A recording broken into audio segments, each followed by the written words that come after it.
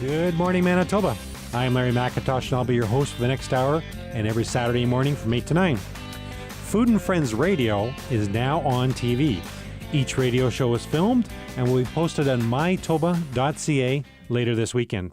So if you want to see the TV version of this show or previous radio shows, please visit MyToba.ca. Thanks to 680 CJOB's Nicole, who produces our show, and Chad, who operates the camera, as well as the teachers of the Broadcasting and Media Arts program at TechVoc High School. You can also listen to an audio podcast of Food and Friends at SoundCloud.com and at the iTunes Store. So please do a search for Food and Friends with Larry at MyToba.ca or SoundCloud.com or iTunes, and all the shows will come up for your listening or viewing pleasure. And it's important for me to mention that Food and Friends is only available because of 680 CJOB and its advertisers, so please tune in live to 680 CJOB or at cjob.com. My guest this morning is Jackie Stephen, Executive Director of Jocelyn Hospice and Jocelyn Hutton Foundation. See, I was getting ahead of myself. I do that so much. Good morning, Jackie. Good morning. How are you? Fine, thank you. So, Jocelyn House Hospice. Yes. And Jocelyn Hutton Foundation. That's right. Okay, that's the only time I'm going to get it right. So okay. We'll go from there. Okay. So tell us about Jocelyn House.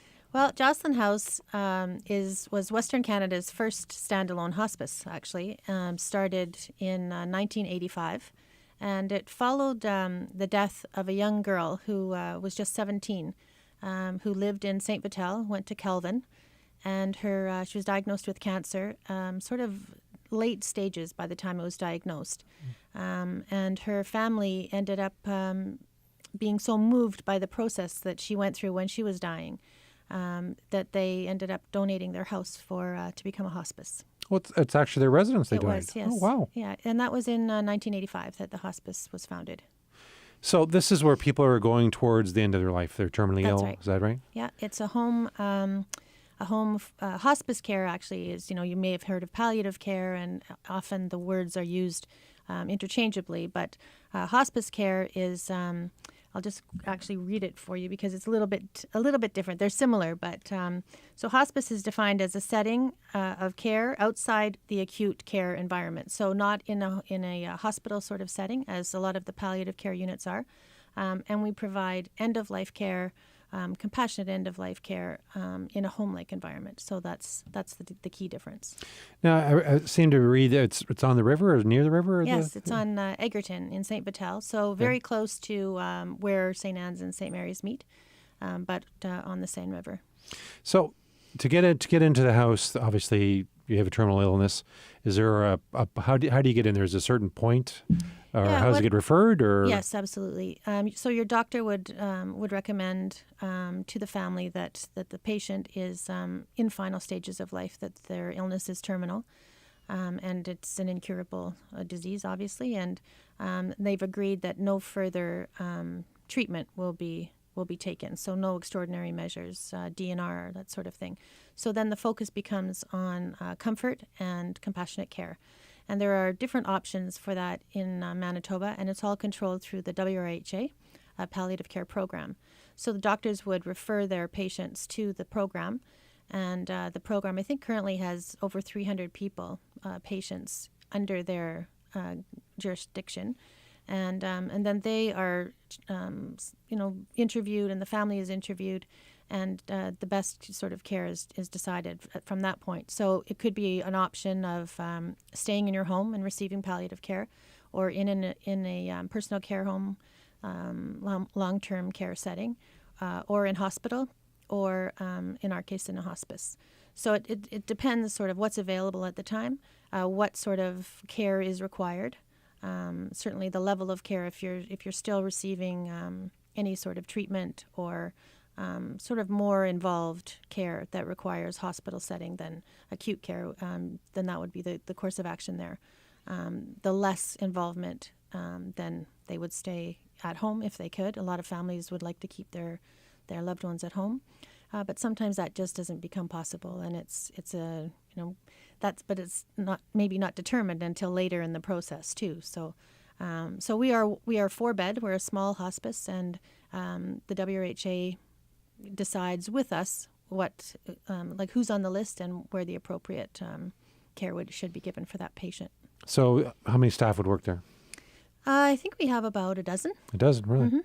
Yeah. So it has to, and I'm not really good when it comes to these subjects. I'm not comfortable with it, and You it are takes uncomfortable? I'm uncomfortable with it. You know, Yeah, but that's it's not unusual. not unusual because I'm denying that that's ever going to happen to me. I guess I don't know, but we all know it's going to. But it takes a very special person to work in that environment, I would think. It does, and actually, I'm new to this position, and it's a new career for me. And being outside, I've always been outside the, as you know, the medical field. I was in the hospitality industry for years, marketing, and then most recently at Fort White, which is a totally different environment.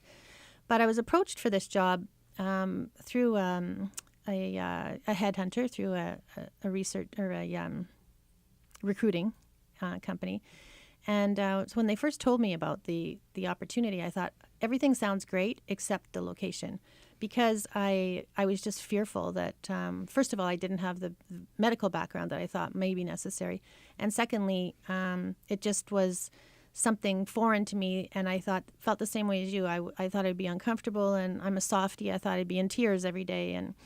But I soon realized, I ended up taking the position. And after talking with them more about it, it really focuses on life before death and making the most of what you have left with your life. And it really is, it's an incredible environment. We'll be right back after this break.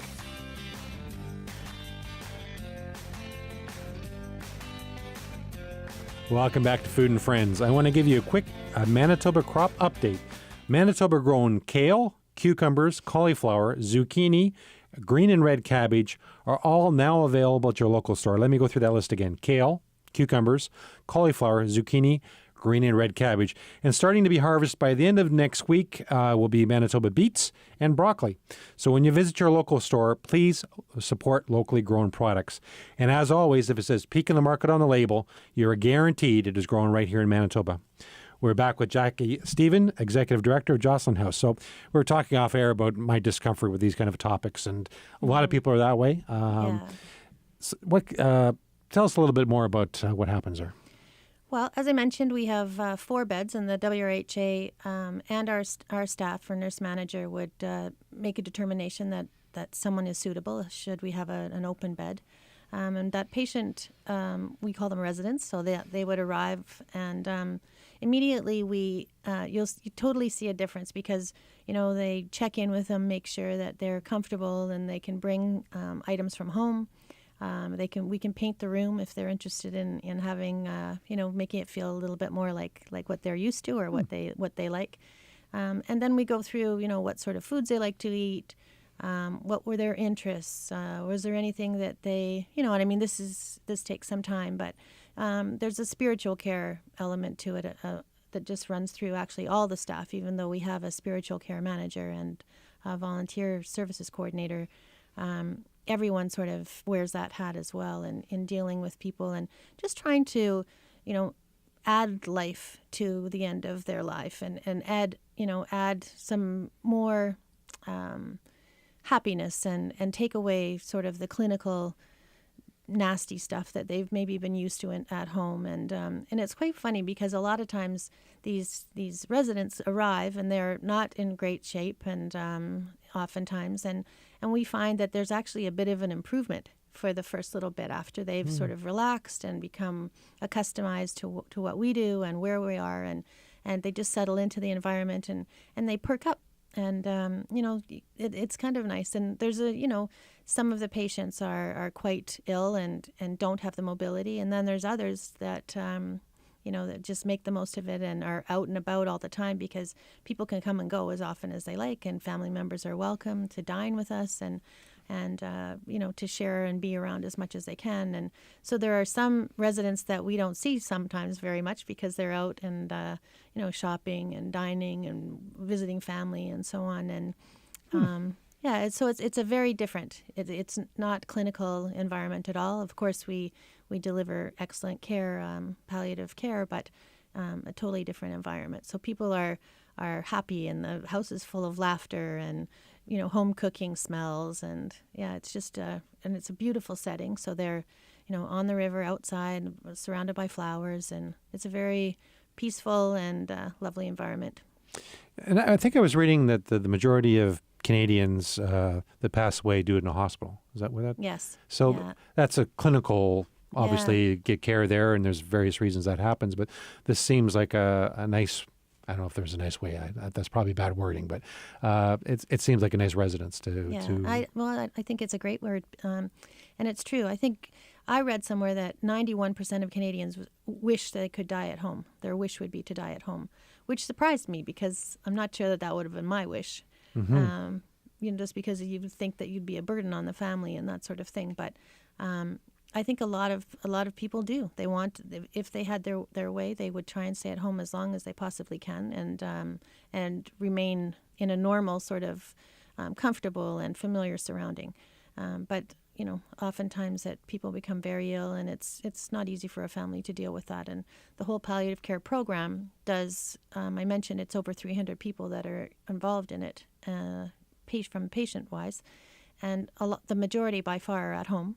So the outreach is into the community and the home, providing care and support for the patients and their family members, sort of walking them through and supporting them with home care, of course, and other staffing and that sort of thing, and resources. But if their wish is to be at home, they're trying to facilitate that. And the WHA has been great at determining, how things are going and monitoring the system there and the environment at home and seeing whether this is working for everyone. Oftentimes people will keep a family member at home, and to the detriment of a lot of them, because they lose the fact that they're a family member and they're not going through the grieving and the final sort of stages of life that perhaps they would if they didn't have that. And now that they're in this caregiver role, it's a totally different feeling and dynamic for them. So some can cope with that and some can't, and they're really great at determining, okay, perhaps it's time that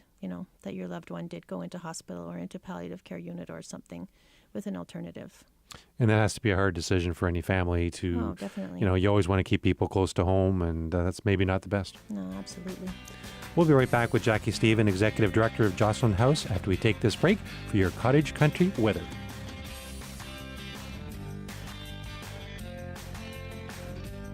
Welcome back to Food and Friends. It's time for a recipe segment called Now We're Cooking. Now, you don't need to write this recipe down, as it's today's recipe of the day at peakmarket.com and in the Winnipeg Sun. So all the information you need is either our website or in today's Winnipeg Sun. Today's recipe is apple chicken. Apple chicken, okay. Here's what you need for the recipe. 4 tablespoons of vegetable oil, 2 tart apples, unpeeled and thinly sliced, 1 thinly sliced onion. For best results, use Manitoba grown onions, and they're probably about 4 or 5 weeks away. Half a teaspoon of dried thyme, 4 boneless chicken, skinless chicken breasts, 1 cup of apple juice, 1 tablespoon of cider vinegar, and 1 tablespoon of corn salt, and of course salt and pepper to taste. In a heavy skillet, heat 2 teaspoons of the oil over a medium-high heat. Add the apples, onion, and thyme, and cook until tender crisp. Remove to a bowl and set aside. Add the remaining oil to the skillet, then add the chicken and cook, turning once until golden brown, and reduce the heat to medium-low. Set 1 tablespoon of the apple juice aside and pour the remaining apple juice into the skillet along with the vinegar. Cover and simmer until the chicken is no longer pink inside. With a slotted spoon, remove the chicken to a platter and keep warm. In a small bowl, combine the cornstarch with the reserved apple juice and stir into the skillet and cook over a high heat until thickened. Return the apple mixture to the skillet and heat through, and then season with salt and pepper to taste. Then spoon it over the chicken, and this recipe serves 4. Again, this recipe, apple chicken, is today's recipe of the day at peakmarket.com and in the Winnipeg Sun. And all the recipes on our website and in the newspaper have both metric and imperial measurements, so everything's right there.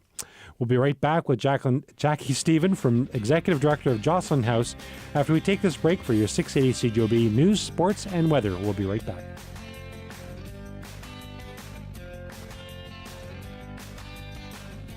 Welcome back to Food and Friends. Please follow us on Twitter at Peak of the Market for recipes and Manitoba veggie crop updates.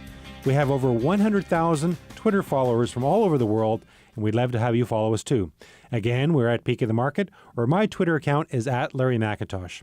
We're back with Jackie Stephen, Executive Director, Jocelyn House. So, Jackie, you've been in the position a couple months now? Mm-hmm. Just over, yeah. So, do you have any stories that you can share? Is there anything you can share with us? Well, I do. There's the staff are very eager to share the differences, and when they're trying to educate me and make me part of the team and understand just how different Jocelyn House is and the hospice is than perhaps what I've been used to in palliative care and so on.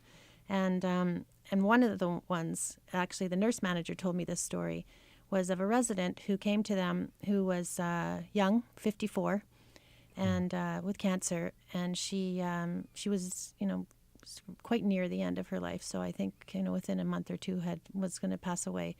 But the staff were talking with her and her family and saying, are there things in your life, that perhaps that you wish that you had done, or what about that bucket list of yours, and is there anything that we can do to sort of interests you had, or anything that we can do to sort of make you add a little happiness to your life in the next few days, or something like that, a plan. And so this started as a conversation, and it was discovered that she loved to travel, and she had seen a fair amount of the world, but one place in particular that she loved was Italy, and she had always wanted to go back, and became quite emotional when telling the story about realizing that was not going to happen, and it was quite a regret. And unbeknownst to her or the nurse manager or any of some of the other staff, there were a couple of nurses who took it upon themselves to bring Italy to this woman, and did so just in a great way. And they, had Italian music and Italian decor and different artifacts and things around, and of course an Italian menu that night, and had a lovely dinner with her, and it brought everyone to tears just seeing how much it meant to her. And the nurse manager, in telling me, was recalling how this all came about, and she said, that's the difference here. That's the kind of people that we have working, and how compassionate they are, and took upon themselves just, okay, we got to do something about this. It means so much to that woman, and it certainly did. So it was a lovely memory that she created. And we just lost a resident who was a larger than life sort of character.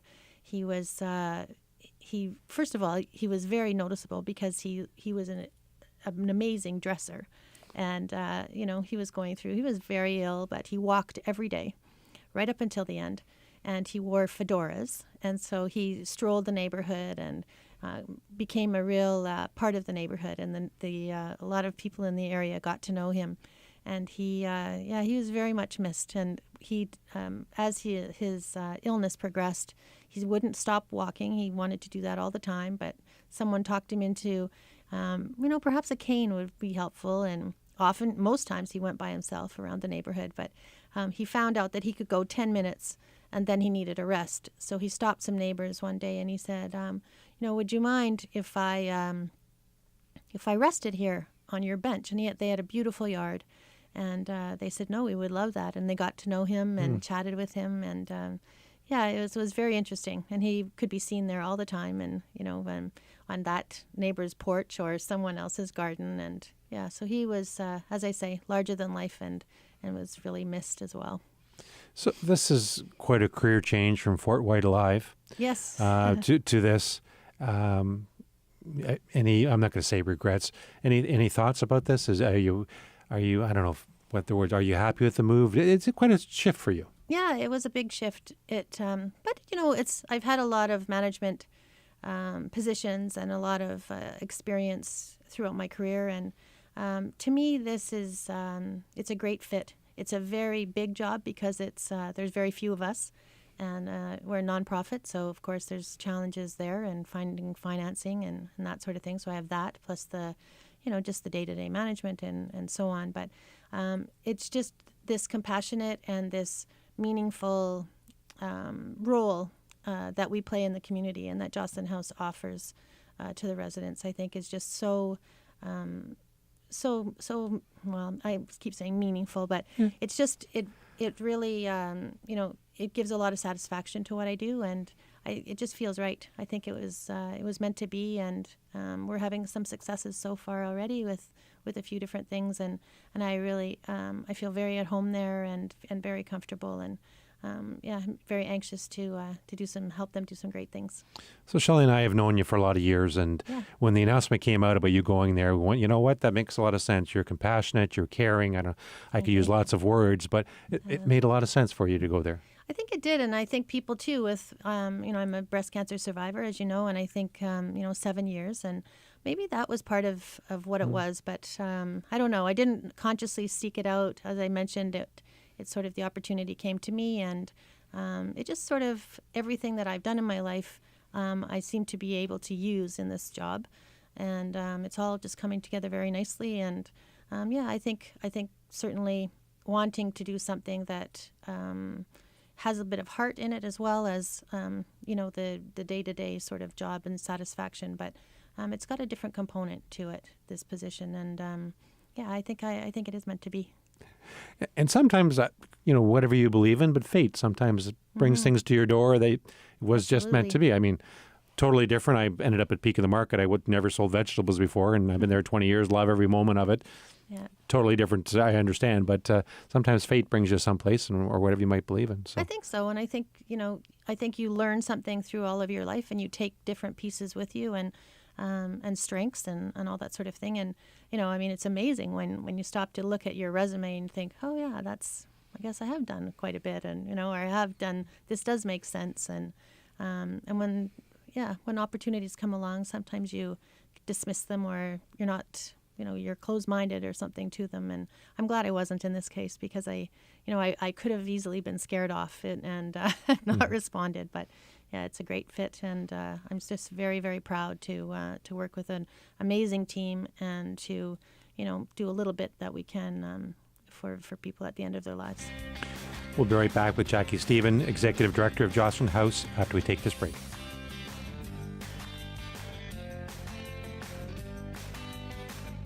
Welcome back to Food and Friends. I want to update you on Peak of the Market's TV auditions. As I mentioned before, 312 children auditioned with me at the end of May for their chance to be in a Peak of the Market TV commercial. Our volunteer media judges have narrowed it down to 12 finalists. So this is where you come in. Those 12 auditions are now on our website, peakmarket.com, for you to view and vote on them. And you can vote on as many as you want, because there'll be 4 kids in the end that'll be in the various commercials. So just go to peakmarket.com and check out the screen tests. They're all about 30 seconds each. The 4 winners will be in 4 different commercials this summer, and they get $300 for their family and $300 for the charity of their choice. All you have to do is go to peakmarket.com, click on the 30-second screen test, and then click on Vote for Me for the children or child that you think should be in a TV commercial. And the top 4 winners will be announced on August 7th. So you can vote every day, once a day, but you can vote every day. We're back with Jackie Stephen, Executive Director of Jocelyn House. Now, we said earlier, Jocelyn Hutton Foundation. You're also the executive director of that. So that's the fundraising arm, I assume, is it? Yes, that's right. So that was started 2 years ago. Okay. And to raise funds for Jocelyn House. And so I report to 2 boards. Oh. And but it's great. We have a great group of volunteers, each on different boards, the 2 different boards, and very dedicated people. And but the need is great. I mean, the foundation is very busy, and we're trying to support a $500,000 operating budget that isn't covered. We're funded almost about 50% by the WRHA for our medical staff and nurses. So we have another about $500,000 that we have to raise every year through fundraising events, regular donations, annual giving. All those fun things. So people are interested in donating. I assume you have a website? We do. What's the website? www.jocelynhouse.ca. That's so logical that would be that, right? It is. So can they find out about fundraising on there? Or about donating on there, I should say? Yeah, we have 2 fundraising events a year right now, that and a couple of other nice folks that do third-party events for us. But the 2 that we do, one is coming up in October 9th, called Band Together, which is a concert. And this idea came about, it's in conjunction with World Hospice Day, which is in October, and worldwide, to raise awareness of hospice around the world. And they do it by having concerts in different locations in different countries and cities. And so we started this last year. And last year's theme was the Beatles. And it was great. We had, a couple hundred people come out to the Park Theatre. And this year we're doing it again in October. And it'll be Motown theme. Okay. At the Park Theatre again? Or? At the Park Theatre. Great. Yeah. Great So, venue. Yeah. So we're looking forward to that. Looking for sponsors and people to buy tickets, of course. So that information, too, you can get online. What's the other fundraiser you do? The other one is Sunday Supper. And we do that in March. And it's an annual event. It's a dinner, but with a different theme. So it's a little bit more grassroots, more family style dinner. So, On a Sunday? On a Sunday. See how I've caught that, right? Oh, okay. Yeah, and so that by far is our biggest fundraising event. So we're always looking for, donors and people to reach out to the community. We've got some great followers and great support from Winnipeg Foundation and Never Alone Foundation and some other great folks that help us out on a regular basis. But yeah, the need is there, and we have a wish list that we keep adding to. Yeah, what's the wish list? Well, a wish list is the staff put together, and and the residents too have some ideas that they add to that. What would make them more comfortable, or what might be needed. But one of the things on the top of the wish list for us is one of our biggest costs is food and groceries. Right. So that costs about $1,000 a month. So, certainly we're looking for sponsorship there if we can. And utilities is another one. And so just, the basics, basics really that we need to look at, and medical equipment and so on. Yeah. So just, the WHRA is that gives you is that did I get the right initials? Yeah. Yeah. Health Authority gives some money, but to go beyond that, you need to raise money for. Well, we do, and we're in a 50-year-old house that certainly needs ongoing work, and it's just sort of the basic sorts of things like I mentioned, that operating expenses that we need to cover costs for. So. And we were talking earlier about your background. I mean, you have management, you have marketing, you have all sorts of things, but you're also very known for fundraising.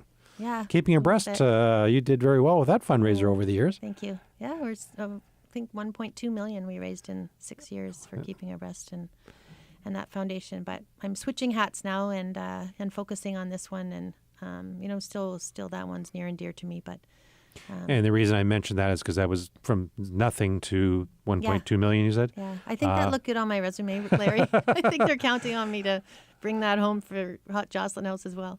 Well, and I'm sure over time, it takes some time to build that up, but that's phenomenal, and you're making a difference in a whole bunch of people's lives, and Manitobans, and probably Canadians in general, are getting older, right? I mean, yes.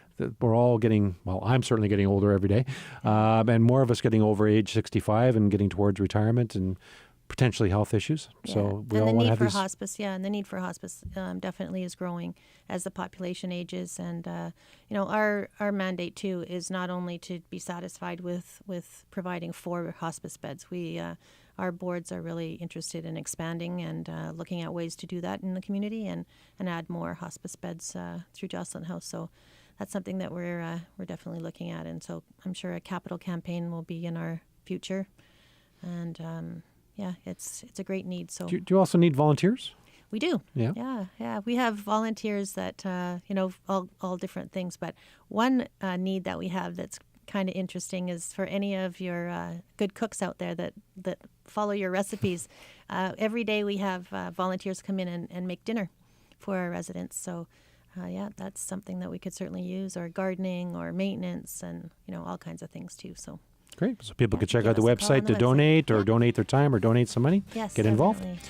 We'll be right back with Jackie Stephen after we take this break for your cottage country weather. We'll be right back.